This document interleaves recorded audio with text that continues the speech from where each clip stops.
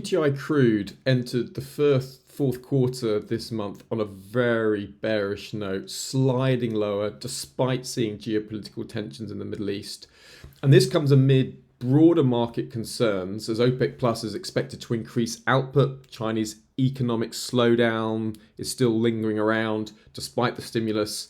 And the seasonal pattern for oil is definitely lower at this time of the year. You see from October the 2nd to December the 8th, WTI crude oil has faced consistent downward trend with an average return of negative 7.22%. So this pattern strongly suggests that oil prices often encounter headwinds during this period, aligning with the current sentiment. Libya is preparing to bring oil production back online. That's getting a lot of the headlines.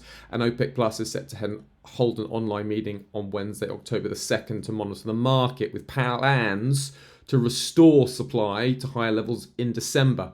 So this aligns with the seasonal weakness. So given this weak seasonal pattern and the increasing supply from both Libya and OPEC Plus, WTI crude oil is definitely under pressure. Now, typically, if we look at the WTI crude chart, we can see that $77 a barrel would be an attractive area for shorts with the 100, 200 exponential moving average. You've got daily resistance level, got that lovely potential trend line on the weekly chart. So $77 would be an obvious area to potentially find fresh sellers. Obviously, there's risks to this outlook.